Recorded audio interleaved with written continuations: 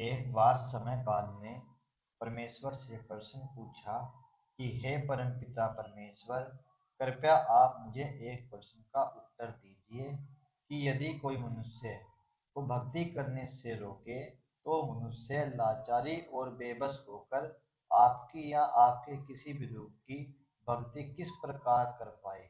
तो ऐसी अवस्था में अपने इस पाप को मनुष्य किस प्रकार प्रायश्चित कर सकता है। परमेश्वर ने उत्तर दिया, सुने समय काल, यदि इंसान इस स्थिति से गुजर रहा है तो सबसे पहले वो ये जान ले कि उसकी भक्ति की परीक्षा हो रही है। भक्ति करना इतना सरल और सहज नहीं है जितना इंसान समझता है। जब मैं भी मनुष्य की परीक्षा लेता हूँ तो उसे हर बुरे से बुरे वक्त से गुजारने के लिए अपनी माया का निर्माण करता हूँ।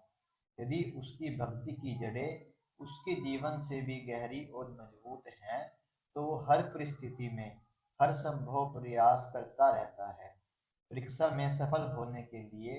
लेकिन यदि उसकी जड़ें बेहद कमजोर हैं तो पहले से ही हार मान लेता है।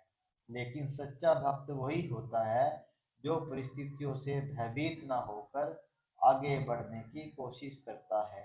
समय काल, हर किसी इंसान की परीक्षा नहीं ली जाती।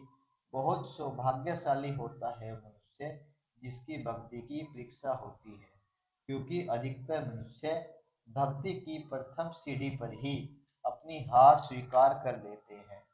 कोई भाग्यशाली ही होता है जो उस मंजिल तक पहुंच पाता है जहां उसकी भक्ति की परीक्षा ली जा सके। इसलिए मनुष्य को किसी भी परिस्थितियों में हार नहीं माननी चाहिए, और यदि कोई उसे भक्ति करने से रोकता है तो सबसे बड़ा अपराधी है जो इस अक्षम्य पाप को कर रहा है, जिसका फल इतना भयंकर होता है जिसकी उसकी आत्मा तक कांप उठती है।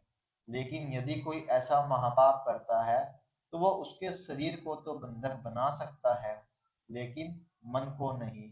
यदि मनुष्य चाहे तो मेरे या मेरे किसी भी रूप की भक्ति और अच्छे प्रकार से कर सकता है।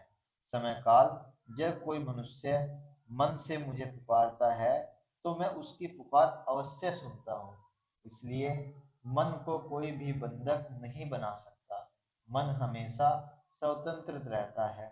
इसलिए बंधक बना मनुष्य भी मेरी सच्ची भक्ति मन से कर सकता है। इसलिए शरीर बंधक होने पर मनुष्य सहज ही मेरी भक्ति करके अपने भाग्य का उदय कर सकता है, दूसरे के मन की स्थिति को भी बदल सकता है।